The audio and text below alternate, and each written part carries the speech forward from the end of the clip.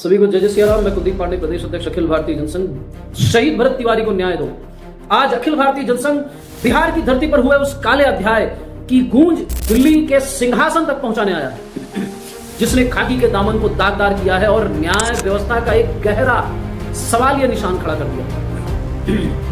साथियों, यह वही देश है जहां कानून की रक्षा के लिए पुलिस को हथियार दिए जाते हैं, लेकिन जब रक्षक ही भक्षक बन जाए, जब तत्कालीन एसडीपीओ राजेश कुमार शर्मा, थानेदार राजेश मलाकार और उनकी टीम पर खुद कानून को हत्या का मुकदमा दर्ज करना पड़े, तो समझ लीजिए कि व्यवस्था आईसीयू में वेंटिलेटर पर। आज पुलिस की ही जांच मान रही है कि यह कोई सामान्य मुठभेड़ नहीं, बल्कि सीधे सीधे हत्या का मामला है।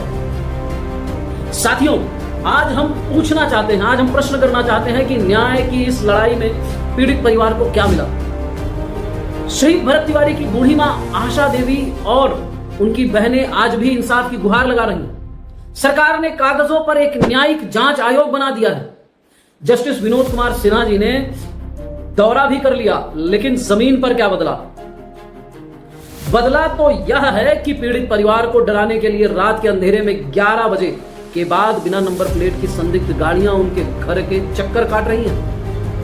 कानून का खौफ अपराधियों में होना चाहिए था, लेकिन यहां खौफ पीड़ित परिवार के दिल में पैदा कर दिया जा रहा है। सीसीटीवी में वो गाड़ियां रिकॉर्ड हैं, वे सबूत चीख चीख कर कह रहे हैं कि पूरे परिवार की जान खतरे में है।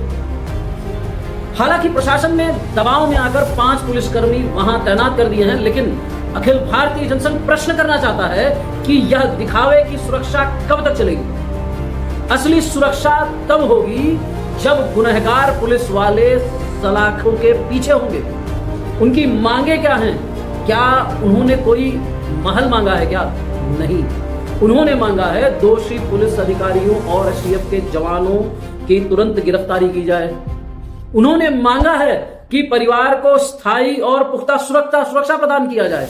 उन्होंने मांगा है कि बिलोटी गांव के उन निर्दोष लड़कों के ऊपर से फर्जी मुकदमे वापस ले लिया जाए, जिन्होंने अन्याय के खिलाफ आवाज उठाई थी। एक मां का आंसुओं से भीगा हुआ संकल्प इस गूंगी बहरी सरकार को जगाएगा। अखिल भारतीय जनसंघ का संकल्प कि जनसंघ इस लड़ाई में पीड़ित परिवार के साथ कंधे से कंधा मिलाकर खड़ा है।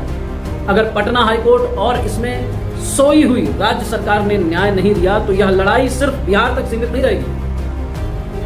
हम इस गूंज को दिल्ली के जंतर मंतर तक ले जाएंगे। महामहिम राष्ट्रपति और माननीय प्रधानमंत्री के दरवाजे खटखटाएंगे और पूरे देश में हस्ताक्षर अभियान चलेगा। इस दमनकारी तंत्र को बेनकाब किया जाएगा।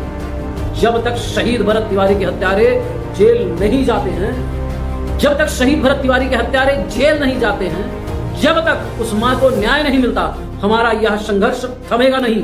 हम सदैव उस अंतिम श्वास तक लड़ते रहेंगे, जब तक शहीद भरत तिवारी को शहीद का दर्जा ना मिले, उस समाज सेवक को वो सम्मान ना मिले जो सम्मान वह चाहता था।